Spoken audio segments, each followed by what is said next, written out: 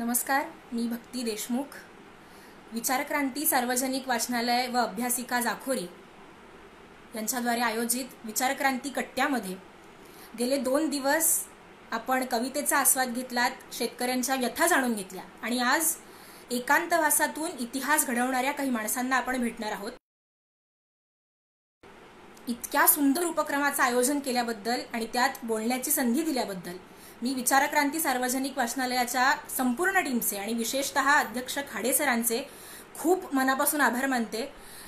नोकरीच्या निमित्ताने सर मुंबईला राहत असतानाही आपल्या गावाच्या विकासासाठी, उन्नतीसाठी अतिशय तळमळीने ते जे कार्य करतायत ते खरोखर त्यांची सामाजिक बांधिलकी दाखवून देणारं आणि सगळ्यांसाठीच खूप प्रेरणादायी आहे. सुहास खाडे सर, देवीदास राजपूत सर आणि त्यांची सगळी टीम, किशोर कळमकर, दिनेश क्षीरसागर, निलेश जाधव आणि समस्त जाखोरीकर ज्या उपक्रमांचं आयोजन करत असतात ते जाखोरीमध्ये गेली 3-4 वर्ष विचारक्रांती, वनक्रांतीच्या माध्यमातून विद्यार्थ्यांसाठी, महिलांसाठी अनेक उपक्रमांचं आयोजन करत असतात, जे फक्त प्रशंसनीयच नाहीत तर अनुकरणीय सुद्धा आहेत. मला आठवतं मी मागच्या वर्षी वक्तृत्व स्पर्धेच्या निमित्ताने जाखोरीमध्ये गेले होते आणि अतिशय नेटकं नियोजन आणि खूप सुंदर तो अनुभव होता. तिथल्या एकूणच वातावरणाने मी खूप प्रभावित झाले होते. जाखोरीमधली एक विशेष सांगण्यासारखी गोष्ट म्हणजे तिथे मंदिर आणि वाचनालयाची भिंत एकच आहे आणि मंदिरा इतकाच वाचनालयाकडे सुद्धा सगळ्या जाखोरी ग्रामस्थांचा ओढा आहे. मला असं वाटतं की अशा प्रकारचं विचारांचं जागरण, प्रबोधन, अशा प्रकारची विचारक्रांती जेव्हा प्रत्येक गावात, प्रत्येक शहरात घडून येईल तेव्हा निश्चितच आपण एका अधिक प्रगल्भ आणि जबाबदार समाज उभारणीच्या दिशेने वाटचाल करू. तिथलं अजून एक वैशिष्ट्य म्हणजे दिवसभर स्पर्धा ऐकण्यासाठी जाखोरीमधले सगळे श्रोते, सगळे ग्रामस्थ मोठ्या संख्येने उपस्थित असतात. ते सगळी भाषणं ऐकतात, आवडलेल्या मुद्द्यांचं मनापासून कौतुक करतात, भेटून आवर्जून प्रतिक्रिया देतात. त्यामुळे जाखोरीतले सगळेच लोक अतिशय रसिक आहेत, गुणग्राही आहेत आणि आज त्या सगळ्यांसमोर आणि इतरही संपूर्ण महाराष्ट्रभरातून उपस्थित होत असलेल्या सगळ्या श्रोत्यांसमोर, ज्यातले कित्येक स्वतः उत्तम वक्ते आहेत, कित्येक उत्तम वक्ते घडवणारे मार्गदर्शक आहेत, अशा सगळ्यांसमोर आज मला बोलायला मिळतंय. याचं थोडं दडपणही आहे पण खूप आनंद मला होतोय. सध्या आपण सगळेच लॉकडाऊनमुळे आपापल्या घरामध्ये बंदिस्त आहोत. केवळ आपला देशच नाही तर संपूर्ण जग एका फार मोठ्या संकटाचा सामना करतं आणि या संकटाचे सगळ्यांवर होत असलेले परिणाम वेगवेगळे आहेत. काही लोक स्वतः त्या संकटाला म्हणजेच कोरोनाला बळी पडले आहेत. काही लोकांचे व्यवसाय, उद्योगधंदे ठप्प पडल्याने त्यांच्या भविष्यातल्या योजना बारगळल्या आहेत आणि काही लोकांचा तर उदरनिर्वाहाचाच प्रश्न निर्माण झालाय. त्यामुळे सद्यस्थितीत प्रत्येकाच्या सामाजिक, आर्थिक परिस्थितीनुसार प्रत्येकासमोर निर्माण झालेले प्रश्न वेगवेगळे आहेत. प्रत्येकाला या संकटाच्या वेगवेगळ्या परिणामांना सामोरं जावं लागतं.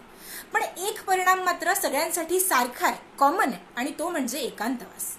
अगदी गरीबातल्या गरीब व्यक्तीपासून अत्यंत श्रीमंत व्यक्तीपर्यंत सगळ्यांना या संकटावर यशस्वी मात करण्यासाठी एकांतवासाचा, लॉकडाऊनचा स्वीकार करावा लागलेला. मला आठवतं जेव्हा पहिल्या 21 दिवसांच्या लॉकडाऊनची घोषणा झाली होती तेव्हा आता पुढचे 21 दिवस काही न करता, बाहेर न पडता फक्त घरात बसायचं या जाणीवेनीच कित्येकांच्या अंगावर शहारा आला होता. नंतर हळूहळू प्रत्येकाने स्वतःला रमवण्याचे मार्ग शोधून काढले. पण जेव्हा लॉकडाऊन वाढणार हे निश्चित झालं तेव्हा परत अनेकांना धडकी भरली. आयुष्यभर सतत हे करायला वेळ नाही, ते करायला वेळ नाही अशी तक्रार करणाऱ्यांना जेव्हा हा एकांत आपसूक चालून आला तेव्हा तो नकोसा वाटायला लागला. हे असं का झालं असावं? वपू काळेंनी सुद्धा म्हटलंय, त्या दिवशी सुजितदादांनी उल्लेख केला होता, आपण ऐकलं असेल की अंत आणि एकांत ह्यापैकी माणूस एकांताला जास्त घाबरतो. एकांताची ही भीती माणसाच्या मनामध्ये का निर्माण झाली असावी? कित्येकांसाठी नितांत सुंदर ठरणारा हा एकांत इतर काही लोकांना इतका नकोसा का वाटावा? याचं कारण गेल्या काही वर्षांमध्ये आपण स्वतःपासून सतत दूर पळण्यासाठी जितके मार्ग शोधून काढले तितके याआधी कधीही शोधून काढले नव्हते. टीव्ही, कम्प्युटर्स, लॅपटॉप्स, मोबाईल्स या सगळ्यातून स्वतःला रमवण्याच्या, कायम एंटरटेन्ड ठेवण्याच्या नादात, आयुष्याच्या जीवघेण्या स्पर्धेमध्ये सतत स्वतःला टिकवण्याच्या धडपडीत आपण स्वतःपासून इतके लांब निघून गेलो की आज जेव्हा आपल्याला स्वतःमध्ये डोकावून बघण्याची संधी मिळाली तेव्हा आपलीच आपल्याला ओळख पटेनाशी झाली.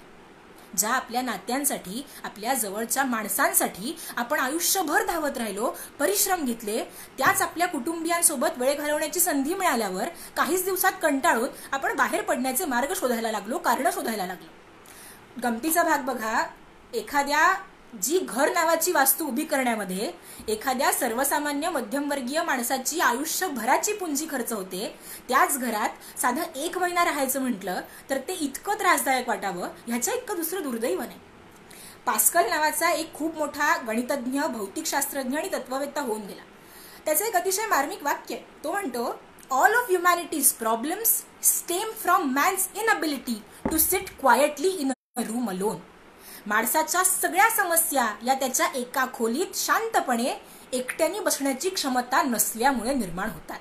म्हणजेच थोडक्यात शांततेत, एकांतात माणसाने काही काळ स्वतःबरोबर व्यतीत केला तर त्याच्या बहुतांश प्रश्नांची उत्तरं, त्याच्या बहुतांश अडचणीचं समाधान त्याला मिळू शकतं. आणि म्हणून एका फार मोठ्या संकटाच्या गडद छायेखाली झाकोळलेला असला तरी सुद्धा हा एकांत म्हणजे एक संधी आहे. ही संधी आहे आपल्या रोजच्या प्रचंड धावपळीच्या आयुष्यातून एक ब्रेक घेण्याची. ही संधी आहे दिवसेंदिवस अलिप्त होत जाणाऱ्या आपल्या नात्यांमध्ये ओलावा निर्माण करण्याची. ही संधी आहे एकसुरी झालेल्या आपल्या जीवनात नवचैतन्य फुलवण्याची. आणि कदाचित ही संधी आहे इतिहास घडवण्याची. काही उदाहरणं, काही आदर्श आपल्या डोळ्यासमोर असले तर वाट चालणं सोपं होतं. आणि म्हणून एकांतवासातून इतिहास घडवणाऱ्या फक्त आपल्या देशातल्याच नाही तर जगभरातल्या काही माणसांच्या गोष्टी मी आज आपल्यासाठी घेऊन आले. हा एकांतवास वेगवेगळ्या रूपात वेगवेगळ्या लोकांच्या आयुष्यामध्ये आला, पण ज्यांनी न खचता, न डगमगता आत्मशोधाची एक संधी समजत या एकांतवासाचा सकारात्मक सदुपयोग केला, त्यांनी इतिहास घडवला.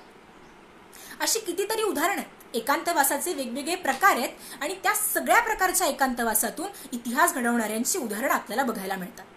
त्यातला पहिला प्रकार म्हणजे आपल्या आयुष्यातल्या काही निर्णयांचा, कृतींचा किंवा प्रसंगांचा परिणाम म्हणून वाटायला येणारा एकांतवास. आणि हा एकांतवास प्रत्येकाने आपल्या आयुष्यात एकदा तरी अनुभवलेला असतो, तो अपयशाच्या रूपात. यशाच्या शिखरावर असताना माणसांच्या गर्दीत असणारी व्यक्ती अपयशाचा धक्का बसल्यानंतर मात्र अगदी एकाकी होऊन जाते. स्वतःच्या सामर्थ्यावर, पात्रतेवर इतकंच नाही तर आपल्या अस्तित्वावरही प्रश्नचिन्ह निर्माण व्हावं इतका हा जीवघेणा एकांतवास अनेकांच्या आयुष्यात येतो. आणि त्यातून वेळीत सावरलं नाही तर संपूर्ण आयुष्यच निराशेच्या गर्तेत जाऊ शकतं, कारण त्या एकांतवासाला अपयशाच्या दुःखाची किनार असते. पण या संदर्भातलं वपूंचंच एक फार छान वाक्य आहे. ते म्हणतात, सुखदुःखाचा वर्षाव आपणच आपल्यावर करून घेत असतो, त्याला दुसरा जबाबदार नसतो. सुखानं माणूस सुस्तावतो, दुःखानं तो जागृत होतो. सौख्यानं माणूस सर्वत्र पळतो, दुःखानं तो स्थिर होतो. सौख्य बाहेर पाहायला लावतं, अपयश दुःख आत बघायला शिकवतं. आणि म्हणून मला असं वाटतं की जर ठरवलं तर हा एकांतवास आपलं संपूर्ण जीवन पालटून टाकू शकतो, आपल्या जीवनातला टर्निंग पॉइंट सिद्ध होऊ शकतो. आणि असाच जीवन बदलून टाकणारा तो टर्निंग पॉइंट ठरला एपीजे अब्दुल कलामांच्या आयुष्यात. एरोनॉटिकल इंजिनिअरिंग करत असलेल्या कलामांना अवकाशाचं प्रचंड आकर्षण होतं. आकाशात उंच उंच भरारी घेत असलेल्या विमानांना आपण चालवावं हे त्यांचं कितीतरी वर्ष उराशी बाळगलेलं अतिशय प्रियतम स्वप्न होतं. आणि हे स्वप्न साकार करण्याची संधी अखेर चालून आली. हवाई दलामध्ये वैमानिक बनायचंच हा निश्चय करून मुलाखत देण्यासाठी डॉक्टर कलाम तामिळनाडूहून डेहराडूनला आले. त्यांच्या मनामध्ये थोडी धाकधूक होती, आत्मविश्वासही होता. मुलाखत झाली, ते बाहेर पडले. मुलाखतीचा निकाल अखेर जाहीर झाला. 25 उमेदवारांमध्ये अब्दुल कलाम 9व्या स्थानावर होते आणि दुर्दैवाने तिथे फक्त 8 जागा होत्या. हवाई दलात वैमानिक बनण्याचं लहानपणापासून प्राणपणाने जपलेलं अब्दुल कलामांचं स्वप्न एका क्षणात दुभंगून गेलं होतं. डॉक्टर कलाम म्हणतात, जे काही घडत होतं ते समजून घेण्याचा प्रयत्न करत असताना माझ्या काळजात उठलेली कळ मला आजही आठवते. एखादी उत्कटपणे जपलेली आकांक्षा चूर चूर व्हावी तेव्हा नैराश्य येतं आणि आपल्या स्वप्नांचे तुकडे सर्वत्र उधळले जात असताना रिते पण भरून येतं. तो निकाल बघितल्यानंतर मला 4 भिंतीत राहणं असह्य वाटायला लागलं. माझ्या स्वतःच्या महत्वाकांक्षा, माझी बहीण, माझ्या आईवडिलांची स्वप्न क्षणात सगळं माझ्या डोळ्यांपुढे तरळून गेलं आणि हे सगळं विरून जातंय असं मला वाटायला लागलं. मी बाहेर पडलो, चालत राहिलो. एका कड्याच्या टोकाशी मी येऊन पोहोचलो. तिथून खाली दिसणाऱ्या समुद्राच्या सरोवराच्या चमचमत्या पाण्याकडे बघत मी आता पुढे काय करावं ह्याचा विचार करायला लागलो. मला माझे बेत बदलावे लागणार होते. माझ्या प्राधान्यक्रमांचा पुनर्विचार करावा लागणार होता. असंख्य प्रश्न माझ्या मनामध्ये थैमान घालत होते आणि त्याच अस्वस्थतेत मी ऋषिकेशला जाण्याचा निर्णय घेतला. दुसऱ्या दिवशी सकाळी कलाम ऋषिकेशमध्ये येऊन पोहोचले. त्या एकांतवासामध्ये आपल्याला छळणाऱ्या सगळ्या प्रश्नांची आपल्याला उत्तरं मिळतील, आपल्या चिंता दूर होतील अशी त्यांना आशा वाटत होती. आणि झालंही तसंच. ऋषिकेश मधल्या त्या एकांतवासातल्या विचारमंथनानी, तिथे आलेल्या शब्दातीत अनुभूतीनी डॉक्टर कलामांचं संपूर्ण आयुष्यालाच एक वेगळी दिशा दिली, एक कलाटणी दिली. हे जे अपयश आपल्याला आलंय ते ईश्वरांनी आपल्यासाठी ह्यापेक्षा मोठं जे काहीतरी ठरवलंय त्याच योजनेचा एक भाग नसेल कशावरून असा विचार करून अब्दुल कलामांनी ते अपयश स्वीकारण्याचं ठरवलं. वैमानिक बनण्याचं स्वप्न त्यांनी सोडून दिलं, कारण इतरही बरंच काम करण्यासारखं आहे हे त्यांना कळून चुकलं होतं. आपल्याला जे काम येईल ते आपण मनापासून करावं असा निर्धार त्यांनी केला. पुढे भारताच्या विज्ञान तंत्रज्ञान क्षेत्रातल्या प्रगतीमधलं एपीजे अब्दुल कलामांचं योगदान आपल्या सगळ्यांना माहिती आहे. देशाच्या सर्वोच्च पदापर्यंतचा त्यांचा थक्क करणारा प्रवास आपल्याला माहिती आहे. पण अब्दुल कलामांनी हा जो इतिहास घडवला त्याचं बहुतांश श्रेय डॉक्टर कलाम स्वतः ऋषिकेश मधल्या त्या एकांतवासाला देतात. कारण ते म्हणतात की त्या एकांतवासातल्या चिंतनातून मला हे कळून चुकलं की कुठल्याही एका ध्येयाचा निर्धार करणाऱ्या प्रत्येक व्यक्तीच्या आयुष्यामध्ये त्यांना अशा अनपेक्षित अडथळ्यांना तोंड द्यावं लागतं. आपल्या ध्येयाचा पुनर्विचार करावा लागतो. आपले मार्ग बदलत एका नव्या दिशेचा शोध घ्यावा लागतो. आणि अशा वेळी माणसाच्या लक्षात येतं, काय लक्षात येतं तर आपल्यामध्ये असलेले धैर्य आणि लवचिकता हे गुण त्याच्या लक्षात येतात. आजपर्यंत ते आपल्यामध्ये आहेत हे मानवाला कधी कळलेलंच नसतं. पण जेव्हा अपयश येतं आणि आपण एकांतात आत्मपरीक्षण करतो तेव्हा आपल्याला हे समजून चुकतं की हे गुण नेहमीच आपल्यामध्ये होते. गरज असते ती फक्त ते गुण ओळखण्याची आणि जीवनात पुढे वाटचाल करत राहण्याची. आणि जीवनामध्ये ती वाटचाल पुढे करत राहण्यासाठीचं बळ मिळतं एकांतामधल्या त्या चिंतनातून. विजेचा शोध लावत असताना 999 प्रयोग असफल झाल्यानंतरही हार न मानता एकांतात संशोधन करून परीक्षण करून 1000वा प्रयोग यशस्वी करून दाखवणाऱ्या एडिसन पासून I live in that solitude which is painful in youth but delicious in the years of maturity. मला तारुण्यामध्ये त्रासदायक वाटणारा पण परिपक्वतेनंतर लाभदायक ठरणारा एकांत प्रिय आहे असं म्हणणाऱ्या अल्बर्ट आईन्स्टाईन पर्यंत. आणि आपण आयुष्यात काही कर्तृत्व गाजवू शकलो नाही म्हणून आत्महत्येचा विचार मनात आल्यानंतर त्या विचारापासून स्वतःला परावृत्त करून पुढे हजारो निर्धन गरीब मुलांच्या डोक्यावर रयत शिक्षण संस्थेचं छत्र उभं करणाऱ्या कर्मवीर भाऊराव पाटलांपासून जीवनातल्या नैराश्याला कंटाळून स्वतःला रेल्वे रुळावर झोकून देण्याचा विचार मनात आला असताना प्लॅटफॉर्मवर दृष्टीस पडलेल्या विवेकानंदांच्या पुस्तकावर एकांतात चिंतन करून पुढे सामाजिक क्षेत्रात फार मोठं काम उभं करणाऱ्या अण्णा हजारेंपर्यंत अशा इतिहास घडवणाऱ्या कित्येक व्यक्तींनी आपल्या आयुष्यात आलेल्या अपयशानंतरच्या एकांतवासावर सकारात्मक मात केली आणि इतिहास घडवला. काही लोकांनी तर काही इतिहास घडवणाऱ्या व्यक्तींनी आपल्या ध्येयप्राप्तीसाठी आत्मसाक्षात्कारासाठी स्वतःहून एकांतवास स्वीकारल्याची उदाहरणं आहेत. भीषण दुष्काळानंतर संसाराच्या क्षणभंगुरतेची जाणीव हो, शाश्वत सत्याचा शोध घेण्यासाठी ईश्वर प्राप्तीसाठी भंडाऱ्याच्या डोंगरावर तासन तास तहान भूक विसरून आत्मचिंतनामध्ये दंग होणाऱ्या तुकाराम महाराजांनाही आपल्या जीवित ध्येयाचा आपल्या परमोच्च ध्येयाचा आत्मसाक्षात्कार झाला तो त्या एकांतामध्येच. आणि म्हणून ते म्हणतात, येणे सुखे रुचे एकांताचा वास नाही गुणदोष अंगा येत. त्या एकांतामधूनच आकाराला आलेली तुकोबांची गाथा आजही सर्वसामान्य माणसाच्या जगण्याचा पाया निश्चित करते. आपल्या गुरूंच्या म्हणजेच श्री रामकृष्ण परमहंसांच्या निधनानंतर एकाकी झालेल्या स्वामी विवेकानंदांनी आपल्या पुढच्या जीवनाची कार्याची दिशा निश्चित करण्यासाठी देशाटन करण्याचं ठरवलं. 1886 ते 1892 या काळामध्ये स्वामी विवेकानंदांनी केलेलं हे भारत भ्रमण म्हणजे एक प्रकारचा एकांतवासच होता. कारण या प्रवासातला जास्तीत जास्त वेळ स्वामीजींनी आपल्या आजूबाजूच्या सामाजिक परिस्थितीचं निरीक्षण करण्यात, दुःख दैन्य दारिद्र्य यांचं निरीक्षण करून विषण्ण होऊन आत्मपर होऊन चिंतन करण्यामध्ये व्यतीत केला. आणि त्याचा समारोप झाला कन्याकुमारी मधल्या त्या अभूतपूर्व एकांताने. 1892 मधल्या डिसेंबरमध्ये स्वामीजी कन्याकुमारीला भारताच्या दक्षिण टोकावर असलेल्या या कन्याकुमारीमध्ये येऊन पोहोचले. तिथून साधारण 1-2.5 फरलांगावर समुद्रामध्ये श्रीपाद शिला. पण तिथपर्यंत जाण्यासाठी स्वामीजींकडे पुरेसे पैसे नव्हते. पैसे नसल्यामुळे नावाडी घेऊन जायला तयार नव्हता.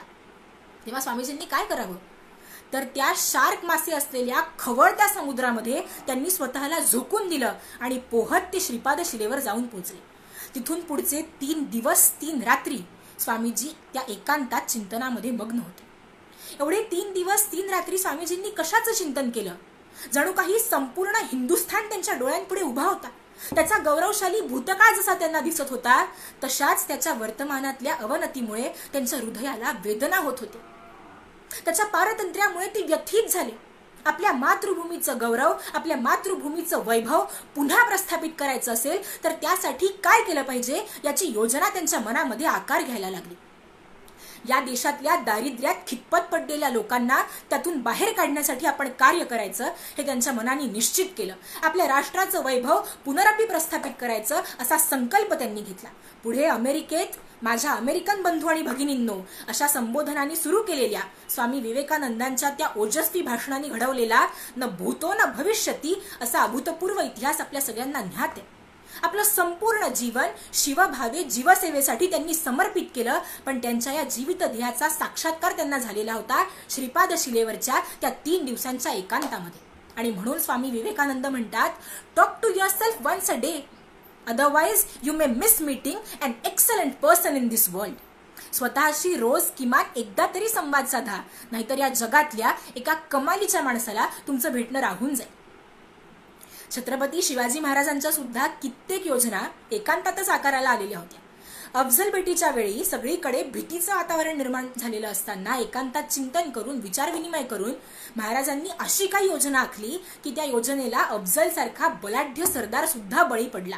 त्यानंतरचा अफझल वधाचा प्रसंग आपण लहानपणापासून अनेक वेळा ऐकलेला आहे. पुढे आग्र्याला औरंगजेबाच्या भेटीला गेले असताना महाराजांबरोबर दगाफटका झाला. औरंगजेबाने त्यांना कैद करून ठेवलं. महाराज शत्रूच्या कैदेमध्ये बंदिस्त आहेत. बाहेर फुलाद खानाचा पोलादी पहार आहे. कल्पना करा, आपण या लॉकडाऊनला कंटाळलोत. काय तो लॉकडाऊन होता. तब्बल 3 महिने महाराज तिथे बंदिस्त होते, पण ते विचलित झाले नाहीत. संयमाने योग्य वेळेची वाट बघत राहिले आणि संधी मिळताच निसटून दिल्ली दरबार हादरवून टाकला. आग्र्यातल्या त्या एकांतवासातून महाराजांनी असा काही इतिहास घडवला की दस्तूर खुद्द औरंगजेबासह सगळ्या शाह्या गर्भगळीत झाल्या.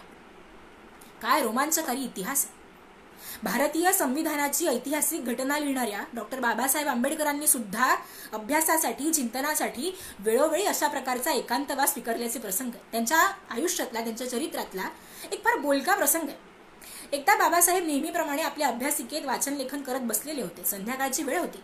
त्यामुळे बाबासाहेबांचे सचिव नानकचंद रट्टू आले आणि म्हणाले, बाबासाहेब मी जाऊ का? बाबासाहेबांनी तात्काळ होकार दिला. नानकचंद रट्टू निघून गेले. दुसऱ्या दिवशी ते परत आले. त्यांना बघताच बाबासाहेब म्हणाले, अरे तुम्ही अजून गेलाच नाहीत. म्हणजे रात्रभर वाचन चिंतन मनन करण्यामध्ये बाबासाहेब इतके एकाग्र झाले होते की त्यांना तहान भूक स्थळ काळ या कशाचंही भान राहिलेलं नव्हतं. या प्रसंगाविषयी बोलताना प्राचार्य शिवाजीराव भोसले असं म्हणतात की हा प्रसंग बघून भारताच्या सांस्कृतिक इतिहासाला भरता आलं असावं आणि त्यांनी म्हटलं असावं, बोधिसत्वा तुझा जय जयकार असो. मित्रांनो, इतिहास घडवण्याचा पहिला नियम हा असतो की जी माणसं इतिहास वाचतात तीच माणसं इतिहास घडवू शकतात. आणि मला असं वाटतं या बाबतीत आपल्या भारतीयांइतके परमभाग्यवान दुसरे कुणीही नाहीत. कारण जितका गौरवशाली वैभव संपन्न आणि पराक्रमी इतिहास आपल्या भारत देशाला लाभलेला आहे तितका जगाच्या पाठीवर इतर कुठल्याही देशाला लाभलेला नाही.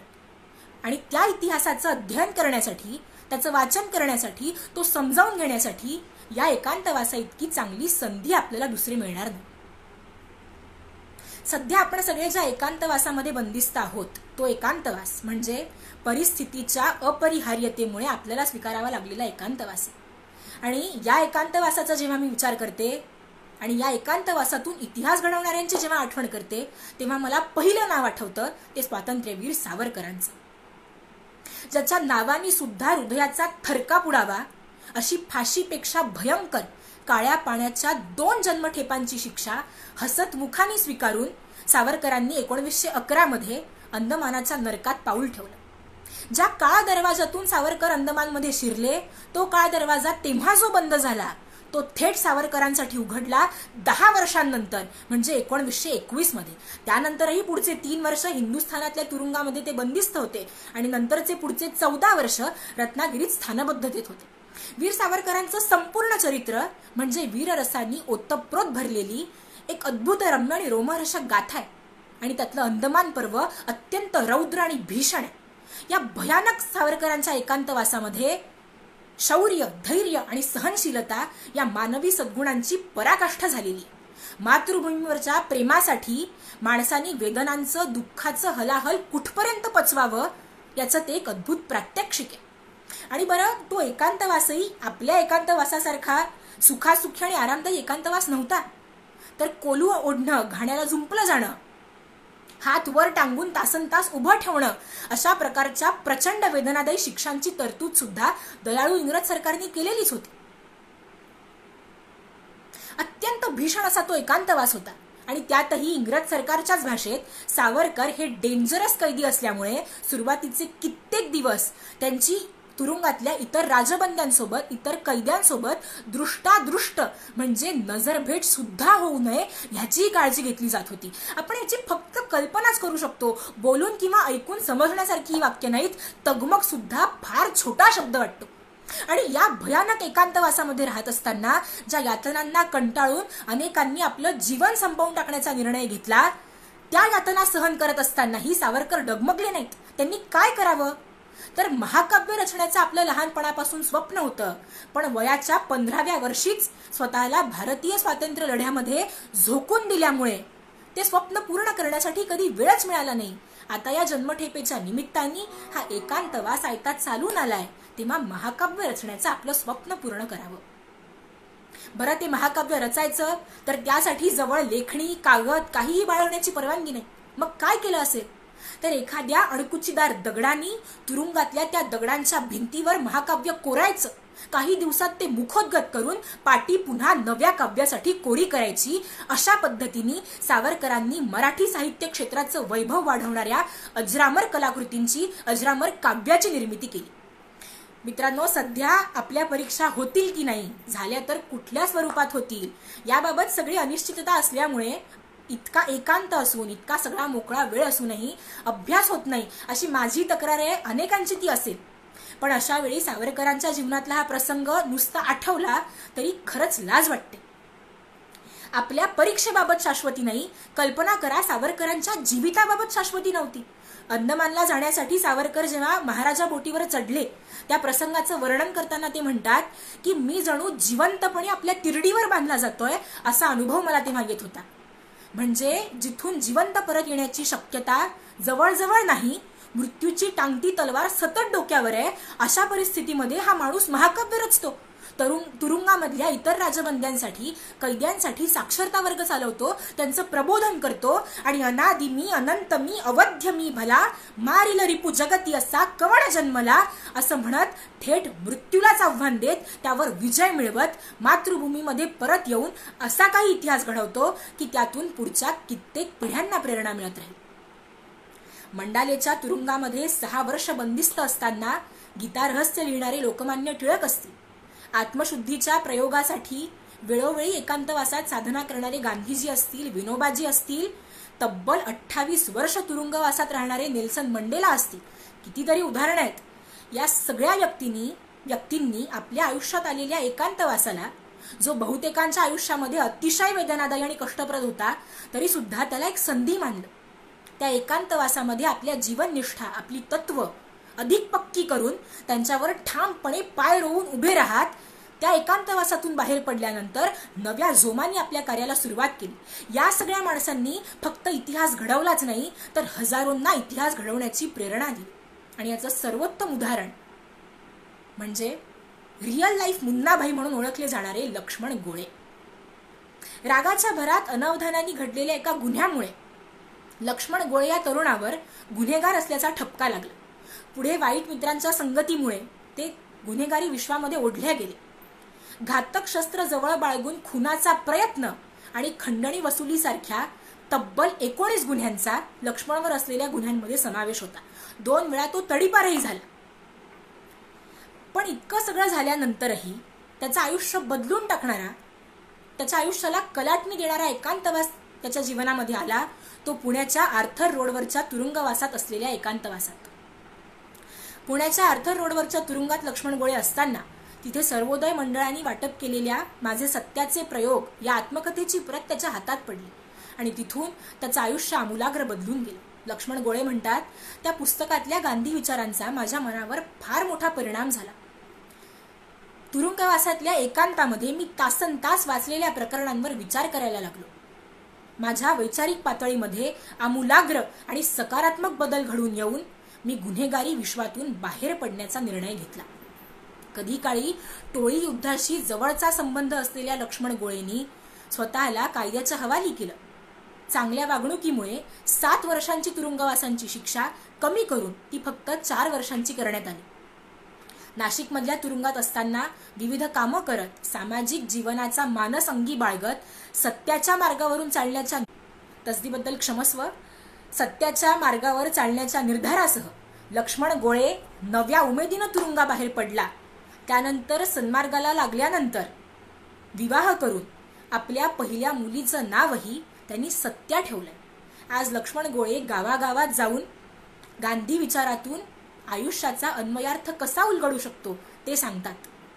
एक गँगस्टर ते गांधीवादी असा लक्ष्मण गोळेंचा हा विस्मयचकित करणारा प्रवास म्हणजे खरोखर एकांतवासातून इतिहास घडवल्याचं मूर्तिमंत उदाहरण. आणि अशीच एक विस्मयचकित करणारी गाथा आहे ऑस्ट्रियाच्या डॉक्टर व्हिक्टर फ्रँकल यांची. अतिशय बुद्धिमान आणि संवेदनशील असलेल्या या मानसशास्त्रज्ञ तरुणाचं पहिलं पुस्तक प्रकाशनाच्या वाटेवर असतानाच युरोपात हिटलर नावाचं एक सैतानी वादळ आलं. दुसरं महायुद्ध सुरू झालं आणि डॉक्टर फ्रँकल यांना त्यांच्या संपूर्ण कुटुंबासह पकडून छळछावण्यांच्या कॅम्पमध्ये डांबण्यात आलं. तिथून पुढचे युगांप्रमाणे भासणारे 2.5 वर्ष त्यांचा अनन्वित छळ करण्यात आला. 90% लोकांना विषारी वायू कक्षामध्ये किंवा विद्युत भट्ट्यांमध्ये डांबून ठार मारण्यात आलं आणि जे जिवंत होते त्यांच्याकडून उपाशीपोटी युरोपातल्या थंडीमध्ये अपुऱ्या वस्त्रांनिशी प्रचंड कष्टप्रद कामं करून घेतली. पण या सगळ्या अग्निदिव्यातून जात असतानाही व्हिक्टरनी आपला आशावाद गमावला नाही. आपल्या ध्येयाचं जतन करणारं धैर्य त्यांनी कायम ठेवलं. त्यांनी स्वतः माणुसकी तर जपलीच, पण त्या इतक्या भीषण परिस्थितीमध्ये आजूबाजूला आपल्या सभोवती माणुसकी शोधण्याचं विलक्षण औदार्य त्यांनी उरी बाळगलं. सभोवती हाहाकार माजला असताना व्हिक्टर चिंतनशील झाला. तो एकांतामध्ये स्वतःला प्रश्न विचारू लागला. आपल्या जीवनाच्या अर्थाचा शोध घेण्याचा प्रयत्न करायला लागला. या असामान्य परिस्थितीचा मानवी मनावर, मानवी स्वभावावर काय परिणाम होतोय याचं त्याच्यामधला मानसशास्त्रज्ञ तर्कशुद्ध दृष्टीने निरीक्षण करायला लागला. पुढे दुसरं महायुद्ध संपता संपता आपल्या जवळ होतं नव्हतं ते सारं काही हरवून, आपली प्रिय पत्नी, आपल्या कुटुंबियांना गमावून व्हिक्टर फ्रँकल ची सुटका होऊन तो त्या कॉन्सन्ट्रेशन कॅम्प्समधून बाहेर पडला. आपल्या सत्वाचे उरले सुरले तुकडे सांधण्याचा, प्रेमाच्या माणसांविना उसवलेल्या आयुष्याच्या वस्त्राला ठिगळं लावण्याचा अवघड प्रयत्न तो करायला लागला. आणि हे फाटके तुकडे जोडताना त्यांनी विणली एक सुरेख दुलई, कवच कुंडलासारखी, कठीण परिस्थितीत संरक्षण करू शकणारी, ऊब देणारी दुलई. त्याला सापडलेल्या सत्यातून निर्माण झालेली एक उपचार पद्धती होती ती. तिचं नाव त्यानं ठेवलं लोगोथेरपी. ज्याला का जगायचं हे लक्षात आलं तो कशाही परिस्थितीमध्ये जगू शकतो हे तत्वज्ञ नीत्शेचं वाक्य व्हिक्टर फ्रँकलचं अतिशय आवडतं होतं. आणि म्हणून कॉन्सन्ट्रेशन कॅम्प्समधल्या आपल्या अनुभवांच्या, आपल्या निरीक्षणाच्या आधारावर त्यांनी मानवी जीवनाच्या अर्थाचा शोध घेणारी लोगोथेरपी नावाची एक मानसशास्त्रीय पद्धत शोधून काढली. आणि पुढे स्वतःला आणि आपल्या पेशंट्सला जीवनातल्या काचा अर्थ समजावून सांगत त्यांना माणसात आणण्याचं, बरं करण्याचं काम पुढची कित्येक वर्ष व्हिक्टर फ्रँकलनी केलं. कदाचित या कामासाठीच हिटलरच्या मृत्यूच्या जबड्यातून ईश्वराने मला वाचवलं असावं असं डॉक्टर फ्रँकल अनेकदा म्हणत असत. लोगोथेरपीच्या माध्यमातून मानसशास्त्राचा इतिहास लिहिणाऱ्यांमध्ये डॉक्टर व्हिक्टर फ्रँकलचं नाव कायमस्वरूपी कोरलं गेलं.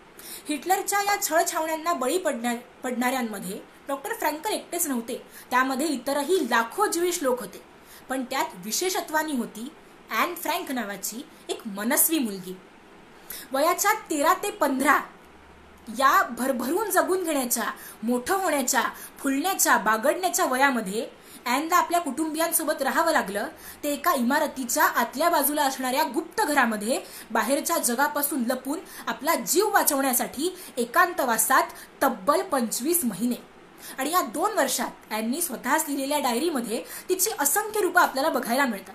कधी कधी त्या 4 भिंतीत जीव गुदमरून खुला आकाश बघण्यासाठी कासावीस होणारी ॲन, आपल्या मित्रमैत्रिणींच्या, आपल्या बाहेरच्या स्वच्छंदी जीवनाच्या आठवणींनी हळवी होणारी आहे. पुस्तकांवर जीवापाड प्रेम करणारी, आता वाचायला नवी पुस्तकं उपलब्ध होत नाहीत म्हणून त्रासून जाणारी आहे. बाहेरून भाज्या आणता येत नाहीत म्हणून रोज सकाळ संध्याकाळ सोललेले बटाटे निमूटपणे खाणारी आहे. कधी कधी बाहेर पडल्यानंतर अत्यानंदाने मला काय करावं हेच सुचणार नाही असं म्हणत स्वप्नात रमणारी आहे. तर कधी मला माझ्या मृत्यूनंतरही जगायचंय असं म्हणत परिस्थितीमुळे अवेळीच प्रगल्भ झालेली आहे. तिची सगळी रूपं आपल्याला अंतर्मुख करतात. तिनं लिहिलेलं प्रत्येक वाक्य हृदय पिळवटून टाकतं.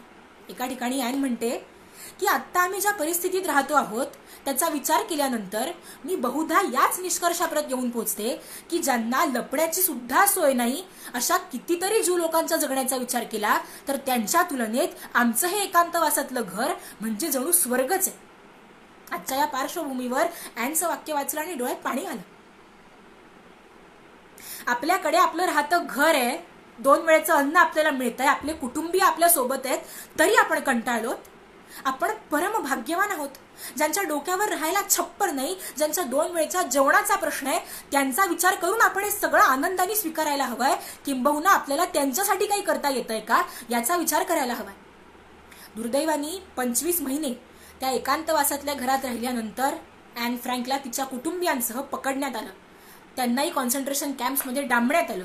तिथल्या अमानुष छळाला कंटाळून तडफडून ॲन फ्रँक मरण पावली. पण मला माझ्या मृत्यूनंतरही जगत राहायचंय ही तिची इच्छा खऱ्या अर्थाने पूर्ण झाली. फ्रँक कुटुंबीय ज्या इमारतीमध्ये राहिलं ती इमारत ॲन फ्रँकचं स्मारक म्हणून आज जतन करण्यात आली आहे. ॲम्स्टरडॅममधल्या मॉन्टेसरी शाळेला ॲन फ्रँक स्कूल असं नाव देण्यात आलंय. जर्मनीमध्ये, इस्रायलमध्ये आज ठिकठिकाणी ॲन फ्रँकची स्मारकं उभी करण्यात आली आहे. In spite of everything, I still believe that people are really good at heart असं म्हणणारी चिमुरडी 13 वर्षांची लहानगी ॲन तिच्या प्रेमळ विशाल हृदयामुळे, तिच्या सद्भावनेमुळे आणि जीवनाकडे बघण्याच्या तिच्या सकारात्मक दृष्टिकोनामुळे मानवतेच्या इतिहासातलं एक अजरामर पान ठरली. इतिहासालाही भरतं यावं असे फार थोडे प्रसंग असतात आणि असाच एक विलक्षण प्रसंग आहे न्यूझीलंडमधल्या मार्क इंग्लिस या गिर्यारोहकाच्या आयुष्यातला. 1988 मध्ये माउंट कुक या दक्षिण न्यूझीलंडमधल्या सर्वोच्च पर्वत शिखराची चढाई करत असताना अचानक आलेल्या हिमवादळामुळे मार्क इंग्लिसला तब्बल 13.5 दिवस अन्न पाण्याविना एका बर्फाळ गुहेमध्ये बंदिस्त होऊन काढावे लागले. आणि त्या बर्फाळ गुहेतल्या 13.5 दिवसांच्या एकांतवासामध्ये मार्कला आयुष्याची क्षणभंगुरता लक्षात आली.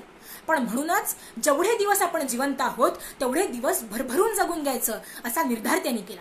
नशिबाने मार्क वाचला, पण त्या 13.5 दिवस बर्फाळ गुहेत राहिल्यामुळे संवेदना नष्ट होऊन त्याचे दोन्ही पाय गुडघ्याखाली कापून टाकावे लागले.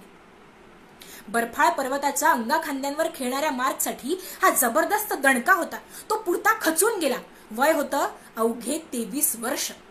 पण ज्या दुर्दम्य इच्छाशक्तीने त्यांनी त्या बर्फाळ गुहेतल्या एकांतवासावर मात केली त्याच इच्छाशक्तीच्या आधारावर तो यातूनही सावरला आणि पुढे 22 वर्षांनंतर 2006 मध्ये आपल्या दोन्हीही कृत्रिम पायांसह मार्क इंग्लिसनी जगातलं सर्वोच्च माउंट एव्हरेस्ट शिखर सर केलं.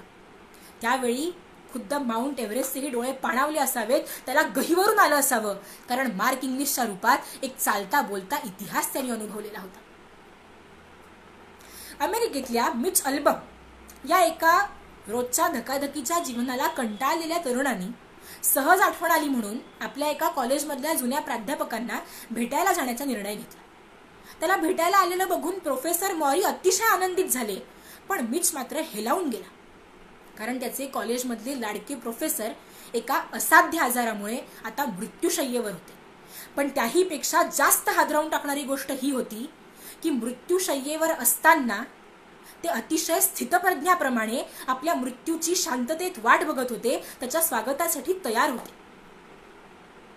आणि मग सुरू झाली आयुष्याच्या प्रवासात वाट भरकटलेल्या मिचचे प्रोफेसर मॉरीन बरोबर अगदी कॉलेजमधल्यासारखे मंगळवारचे तास. दिवसेंदिवस खंगत असतानाही, आपल्या शरीराचा एक एक अवयव निकामी होत असतानाही तो मृत्यूपूर्वीचा शेवटचा एकांतवास भरभरून जगून घेणारे, सकारात्मकतेने अनुभवणारे प्रोफेसर मॉरी आपल्या जीवनाचं तत्वज्ञान मिचला सांगत सांगत त्याच्या सगळ्या अडचणींमधून त्याला नकळतपणे बाहेर काढतात. आपलं आयुष्य संपता संपता आपल्या विद्यार्थ्याच्या आयुष्यात नवसंजीवन फुलवून जातात, नवचैतन्य फुलवून जातात. मला माझ्या मृत्यूनंतर एखादी शोकसभा आयोजित करण्यापेक्षा मी जिवंत असताना माझ्यासाठी एखादं स्नेहमिलन आयोजित केलेलं जास्त आवडेल असं सांगणारे, मला माझं मरण साजरं करायचंय असं म्हणणारे प्रोफेसर मॉरी खरोखर विलक्षण वाटतात, आपल्या हृदयाचा ठाव घेतात. जीवन फार सुंदर आहे असं कायमच अनेक व्यक्ती सांगत असतात, पण मरणाचं सुद्धा इतक्या उत्कटतेने स्वागत केलं जाऊ शकतं हे प्रोफेसर मॉरींकडे बघितल्यानंतर कळतं. या सगळ्या कथा ऐकल्यानंतर, ही सगळी उदाहरणं बघितल्यानंतर आपल्या लक्षात येईल की एकांत आपल्याला वाटतो तितका निरस आणि कंटाळवाणा नसतो. आणि ह्या सगळ्या लोकांच्या आयुष्यातल्या एकांतवासापेक्षा तर आपल्या आयुष्यातला हा एकांत खरोखर खूप सौख्यदायी आहे, आरामदायी आहे. त्यामुळे गरज आहे ती फक्त आपल्या विचारांना योग्य वळण देण्याची. माझे नातेसंबंध, माझी कला, माझे पैसे, माझं कर्तृत्व या पलीकडच्या माझा प्रयत्न केलाय का? एकांत बोलका असतो, त्याचा आवाज ऐकता यायला हवा. एकांत पारदर्शी असतो, स्वतःच्या आरपार बघता यायला हवं. एकांत तरल असतो, तो अनुभवता यायला हवा. आयुष्यभर आपण ज्या गोष्टींच्या मागे ऊर फुटेपर्यंत धावत राहिलो त्या सगळ्या गोष्टी खरोखर इतक्या महत्वाच्या आहेत का? त्यापेक्षा काहीतरी अधिक शाश्वत, अधिक सत्य असं मला सापडू शकतंय का? या सगळ्या गोष्टींचा पुन्हा नव्याने विचार करण्यासाठी नियतीने आपल्याला दिलेली ही एक संधी आहे. कधी काळी सुंदर पेंटिंग करणाऱ्या मी गेल्या कित्येक वर्षात ब्रश हातात घेतला नसेल.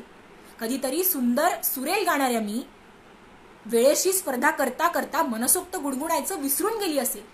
कधीच वाचायचंय म्हणता म्हणता वाचायचं राहून गेलेलं एखादं पुस्तक कपाटात माझी वाट बघत असेल आणि कदाचित इतिहास घडवण्याचं सामर्थ्य असणारी एखादी योजना, एखादं ध्येय, एखादं स्वप्न आपल्याच मनाच्या सुप्त तळामध्ये लपलेलं असेल, पण आपण कधी तेवढ्या खोल डोकावून बघितलंच नसेल. आणि इतिहास घडवण्यासाठी काहीतरी खूप वेगळं, भव्य दिव्य करावं लागतं असं अजिबात नाही. आपण अनेकदा हे वाक्य ऐकलं असेल की विजेते कुठल्याच वेगळ्या गोष्टी करत नाहीत, तर ते प्रत्येक गोष्ट वेगळेपणाने करतात. आपलं क्षेत्र ओळखून त्यामध्ये आपलं सर्वस्व झोकून देणं हीच इतिहास घडवण्याची पहिली पायरी असते. आज आपण बघतो की कितीतरी doctors, nurses, paramedical staff, police, सफाई कामगार आपल्या जीविताची पर्वा न करता निस्वार्थपणे सेवा देतात. कितीतरी लोक समाजातल्या गरजू लोकांपर्यंत मदत पोहोचवण्यासाठी त्यांच्यावर उपाशी झोपण्याची वेळ येऊ नये यासाठी आपापल्या पातळीवर प्रयत्न करतात. हा इतिहास नाही तर काय? तुम्हाला अगदी आत्ताचं उदाहरण सांगते. राजस्थानमधल्या सीकर जिल्ह्यातल्या एका शाळेमध्ये अन्य प्रांतातून आलेल्या मजुरांना विलगीकरणामध्ये ठेवण्यात आलं. त्या मजुरांची चांगली व्यवस्था ठेवण्याचा प्रयत्न आजूबाजूचे लोक करतात. आणि त्या मजुरांनी बघितलं की आपण ज्या शाळेच्या इमारतीमध्ये राहतो आहोत या इमारतीला रंगरंगोटी करण्याची गरज आहे. आणि म्हणून त्यांनी शाळेच्या व्यवस्थापनाला या लॉकडाऊनच्या काळात सहज उपलब्ध होईल तेवढं सामान मागवून त्या शाळेला रंग देण्याचं काम केलं. आणि जेव्हा त्यांना त्यांच्या या कामाचा मोबदला देऊ केला तेव्हा तो नाकारत ते म्हणाले की या इतक्या कठीण प्रसंगामध्ये आम्हाला अन्न, पाणी आणि निवारा देणाऱ्या या आजूबाजूच्या लोकांचा आणि शाळेचा आमच्यावरती जे उपकार आहेत ते फेडण्याचा कृतज्ञतेने आम्ही हा एक छोटासा प्रयत्न करतो आहोत. मला असं वाटतं रामायणातल्या सेतुबंधनाच्या वेळी त्या छोट्याशा खारीने दिलेलं जे योगदान आपण आजही ज्याप्रमाणे विसरत नाही त्याप्रमाणे या संकटातून बाहेर आल्यानंतर या लढ्यामध्ये सहभागी असणाऱ्या प्रत्येक व्यक्तीविषयी आपल्या मनात असाच कृतज्ञतेचा भाव दाटून आल्याशिवाय राहणार नाही. आणि मला तर असं वाटतं की आपल्याला ह्यापैकी अगदी काही जरी करणं शक्य नसेल तरी आपण फक्त सगळ्या नियमांचं पालन करून घरात राहिलो आणि आपल्या आजूबाजूचं वातावरण सकारात्मक ठेवण्याचा प्रयत्न केला तर ती सुद्धा अत्यंत महत्वाची गोष्ट आहे. कारण उद्या विकसनशील म्हणवला जाणारा आपला भारत आपल्या अपुऱ्या वैद्यकीय यंत्रणेसह या संकटावर इथल्या नागरिकांच्या स्वयंशिस्तीच्या आधारावर, सकारात्मकतेच्या आधारावर जेव्हा मात करेल तेव्हा भारताने निश्चितपणे एक इतिहास घडवलेला असेल आणि त्या इतिहासाचा आपणही सगळे एक छोटासा भाग आहोत याचा आपल्याला अभिमान वाटल्याशिवाय राहणार नाही. आणि तो अभिमान जर वाटायचा असेल तर त्यासाठी आपण आज हा एकांतवास आनंदाने स्वीकारण्याची गरज आहे. माझं रुसोचं एक अतिशय आवडतं वाक्य. रुसो म्हणतो, obedience to the laws which we prescribe to ourselves is the true freedom. आपण स्वतःसाठी घालून घेतलेल्या नियमांचं, बंधनांचं काटेकोर पालन करणं म्हणजे खरं स्वातंत्र्य. आणि मला असं वाटतं की आज त्या स्वातंत्र्याची नितांत गरज आहे. आपल्यावर काही बंधनं घालून घेणं, काही नियमांचं पालन करणं हे आज आपल्या देशाच्या आणि संपूर्ण जगाच्या भवितव्याच्या दृष्टीने अत्यंत गरजेचं आहे. मला जर खऱ्या अर्थाने मुक्त व्हायचं असेल तर मला एका खोलीत शांतपणे काही काळ एकटीनं बसावं लागेल. त्याची मला सवय नाही. त्यामुळे ते स्वतःजवळ येणं, थांबणं, थांबून राहणं, शोधणं मला बंधनांप्रमाणे वाटेल. पण बंधन वाटला तरी सुद्धा तो एकांत म्हणजे खऱ्या मुक्तीचा मार्ग आहे. तो प्रत्येकाला आपापला गवसावा एवढ्याच शुभेच्छा देते.